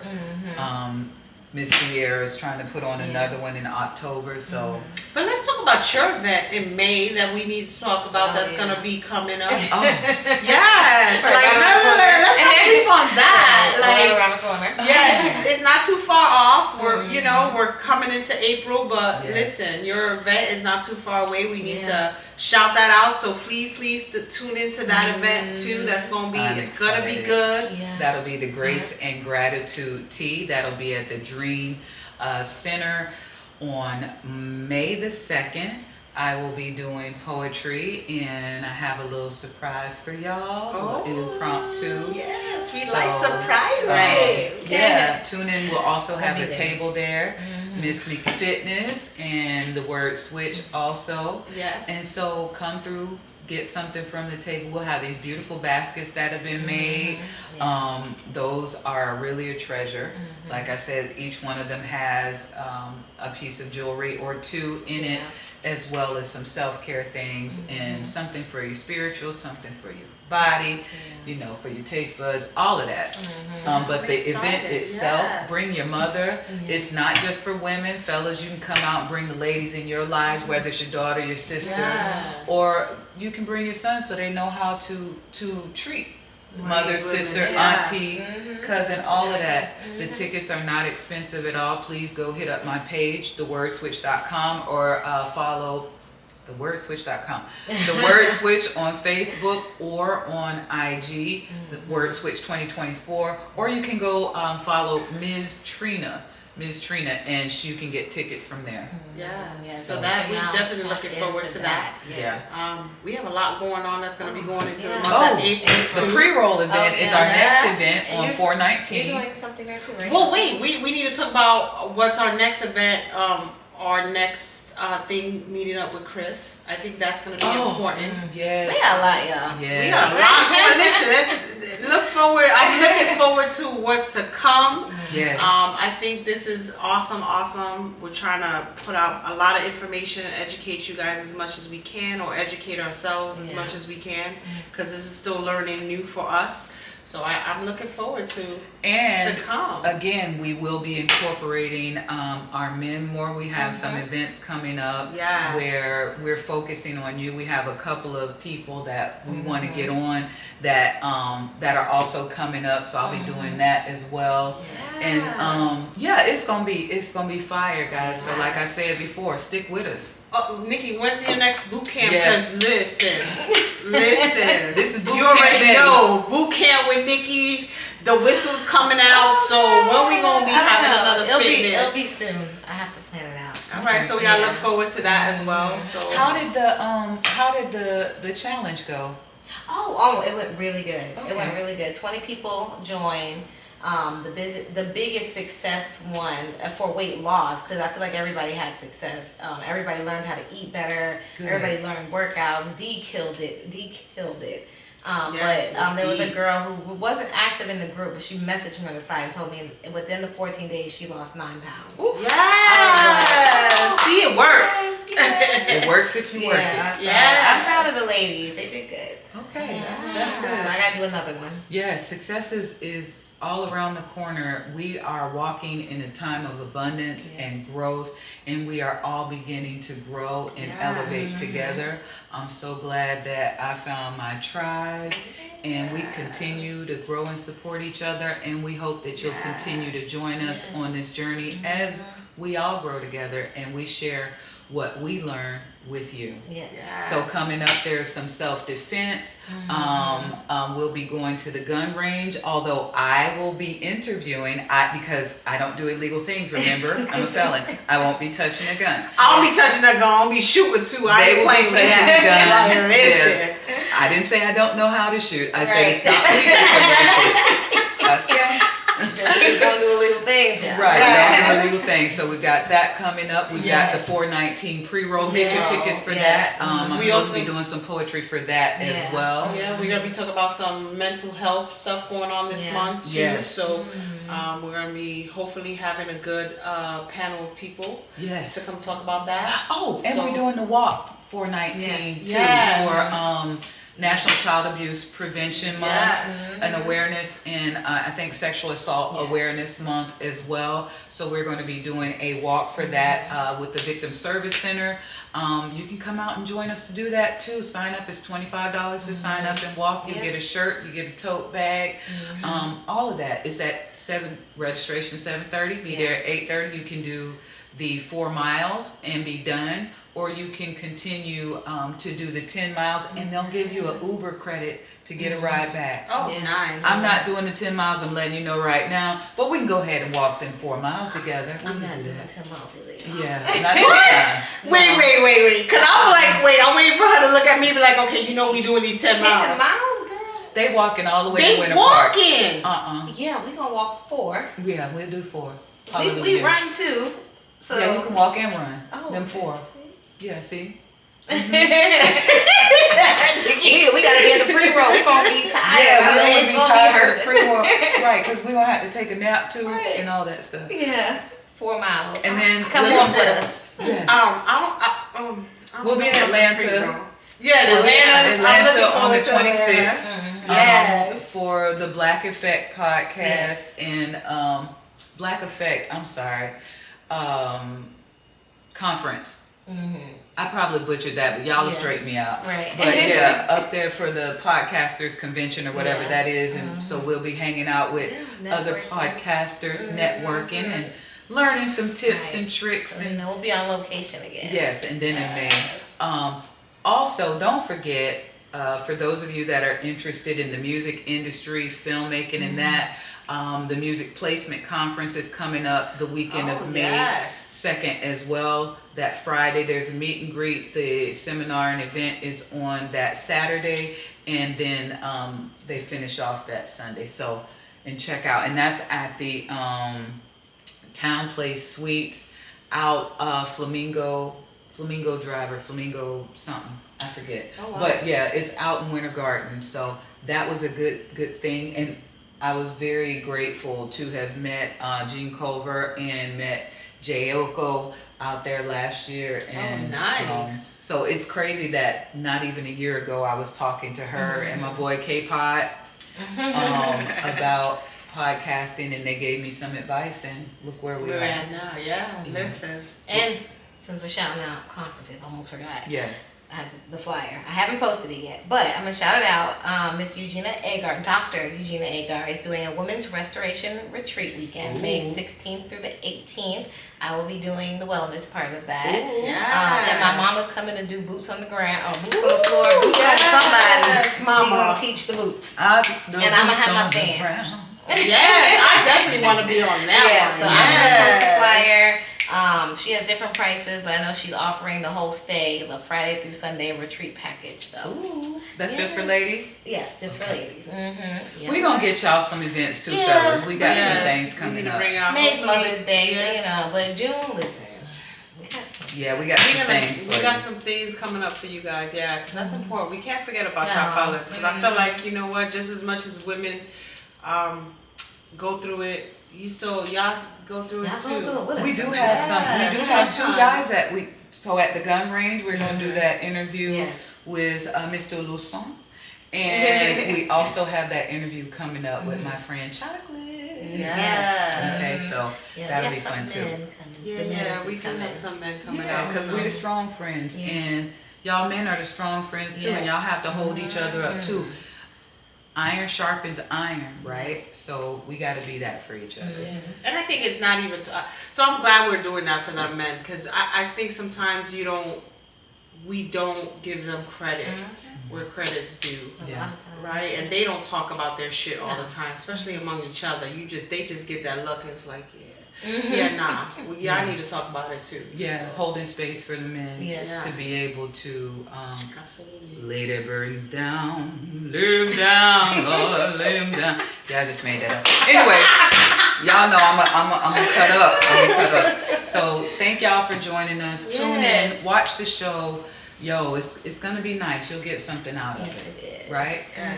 All right. Until next time. Bye. Peace. Silence, carried it all, but who is there when our tears?